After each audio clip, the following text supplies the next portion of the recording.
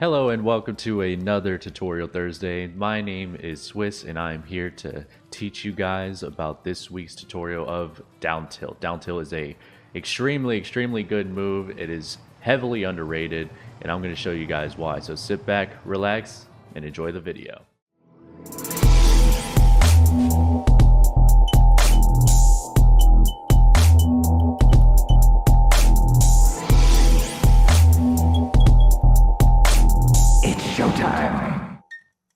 So as we did in the last video, let's go ahead and dive into down tilt and let's go over everything so you guys know how it works. And we'll start with this here. As you can see, down tilt starts at frame 6, the exact same thing as up tilt. Up tilt is also frame 6, so you guys could actually potentially do down throw into down tilt if you wanted to at 160 plus, but obviously just do up tilt because it kills, but you could do that if you wanted to for some odd reason. Minus 13 on shield, right? So it's kind of a lot, but the range is really what makes up for it. It's active for 1 frame, 30 total frames, 12% base damage, etc, etc. Now the big thing here on why it's so good is because of the range. Now you can see that Snake's foot is right here, and look how much range he has outside of his foot. So it's heavily disjointed, and that's really good for us because that's a lot of range that the down tilt has. So overall it potentially is one of his best tilts, as a lot of people would say. So I highly recommend using down tilt, and let's go back and let's go over a little bit more about the down tilt. So just to showcase the range real quick on down tilt, it's potentially around here where you can actually land down tilt because of how good the range is. And you can see that that's a lot of space here, right?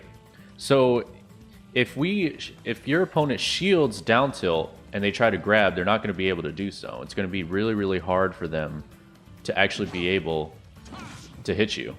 Now even if they do like shield it and they try a different option outside of grab, it's still going to have a hard time really hitting you. By the time you can actually get that down tilt on shield, you can roll away or sidestep or something like that. Now obviously the tether grabs are going to kind of break that, which is going to be like, you know, Samus's grab and, you know, Young Link, Toon Link, and so on and so forth. But as far as down tilt goes, again, it's really good on range, and as well as that, it's really hard to punish when you space it correctly. And even up close, like if you do it up close, let's say, because he's already in the prone position and you do down tilt and he tries to grab, he's not going to be able to grab you. And that's going to work for some characters based on their grab. So as far as the damage goes with down tilt, it does 14.4%, as long as it's, you know, not scaled, of course, or stale. But it doesn't matter like where you hit it, it's still going to do 14%. So there's not like a sweet spot or anything like that.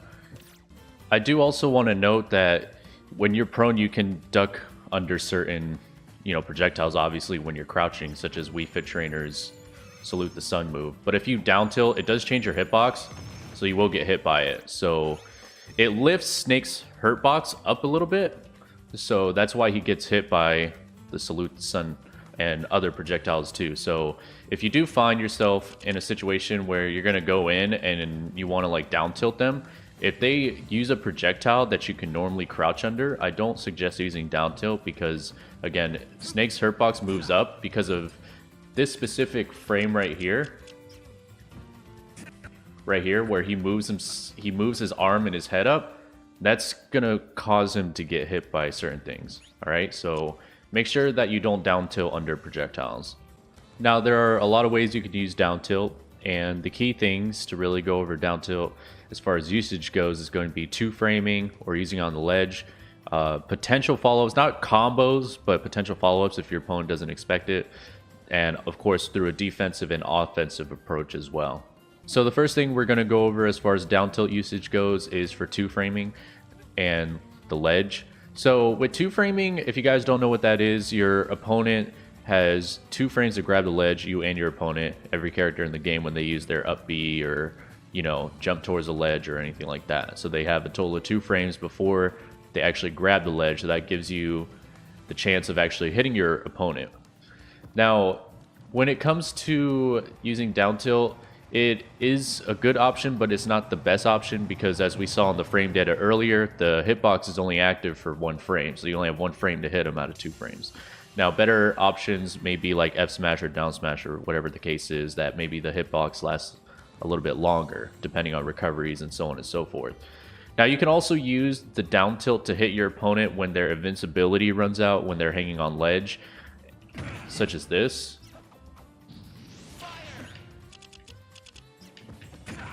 And it doesn't really matter like where your opponent is on the screen. I mean, like where Snake is, because the hitbox of down tilt covers pretty much his whole leg, so you can even space it out if you wanted to, and it'll still land. So it doesn't really matter where you're at. You can just run up and down tilt them. So like if you're like spamming up smash, or you have like grenades on field on the ledge, or like C4 something like that, and they're just waiting, you can just run up and down tilt them. And that's going to be a good pressure tool. Now, next we're going to talk about follow-ups. And follow-ups isn't really like actual combos or anything like that. They're just certain things you could land if your opponent doesn't expect them. A very common one is down tilt into dash attack.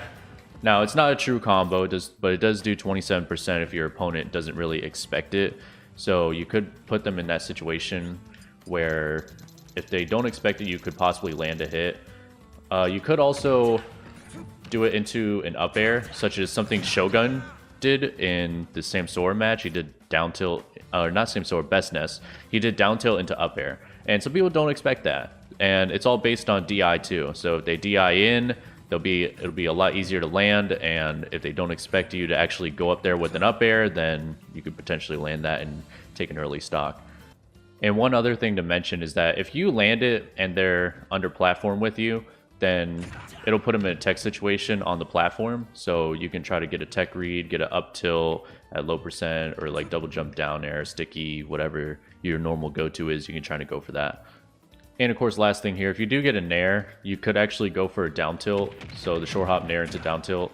You can see that's a combo counter 5. So it is true to some extent. It just really depends on what percent your opponent is at. And if you want as much damage as possible, then down tilt is the way to go, because it does 14% and dash attack only does 13%.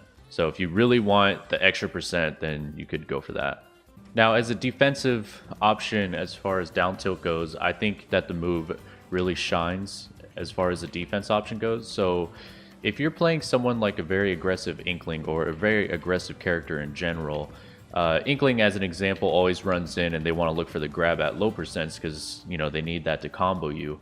So let's just say, like, if she's running, even though this is a walk, we can use a down tilt to stop them from coming in. And if we have, like, a grenade there, we could pick up the grenade and then throw it at them. So we could have, like, defensive options with that.